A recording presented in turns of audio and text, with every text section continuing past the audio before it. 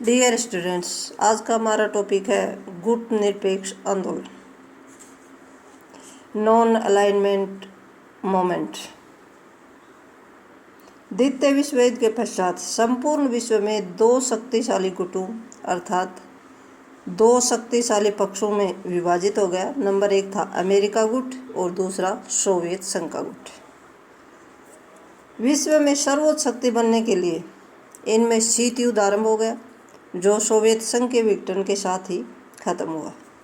अमेरिकी गुट जो पश्चिम गुट था, उसमें America, Britain, Canada, France, Italy, Belgium, Australia, Netherland, Greece, Pakistan और तुर्की आदि राष्ट्र सम्मिलित थे। जबकि सोवियत गुट अर्थात जिसे साम्यवादी गुट भी कहा जाता है, इसमें रूस के साथ पोलैंड, बुल्गारिया, रोमानिया, हंगरी तथा चेकोस्लोवाकिया आदि शामिल थे।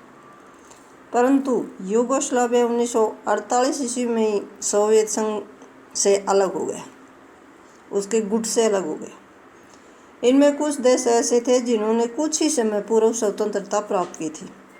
वे इन दोनों गुटों में किसी भी गुट का सदस्य बनना नहीं चाहते थे, क्योंकि उनका मानना था कि इन देशों की गुटबंदी के चक्कर में पड़ने से उन्हें किसी भी प्रकार की हानि हो सकती है। अतः ये देश गुट निरपेक्षता की नीति पर चले। इन देशों में भारत, मिस्र, यूगोस्लाविया आदि देश शामिल थे।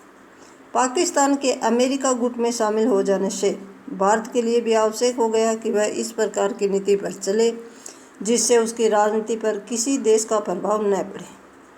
इसलिए उसने गुट निरपेक्षता की नीति अपनाई थी। भारत के लिए नीति अपनाना इसलिए भी आवश्यक था कि वह रंग भेद नीति और साम्यवाद तथा उपनिवेशवाद का घोर विरोधी भी था।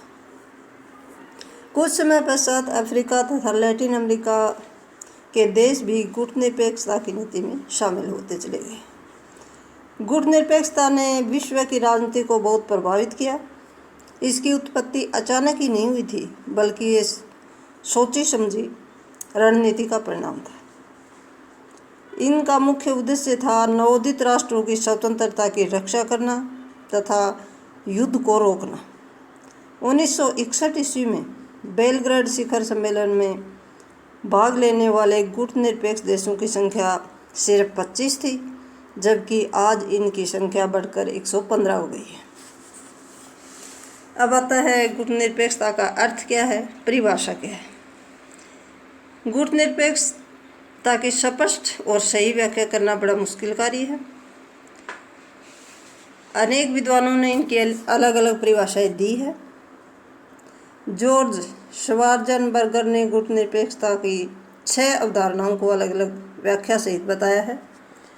उनका मानना था कि यही शब्द इनके पर्यायवाची हैं, जैसे कि अलगाववाद, प्रतिबद्धता, तटस्थीकरण, एकपक्षवाद और असंलग्नता। यद्यपि इन सभी का अर्थ एक जैसा है, परंतु इन्हें गुट निरपेक्ष के लिए प्रयुक्त नहीं माना जा सकता है। तो जॉर्ज श्वार्ज़ेनबर्गर ने जो परिभाषा दी है वो है कि गुट निरपेक्षता गुटों से अलग रहने की नीति है। फिर आता है डॉक्टर महेंद्र कुमार।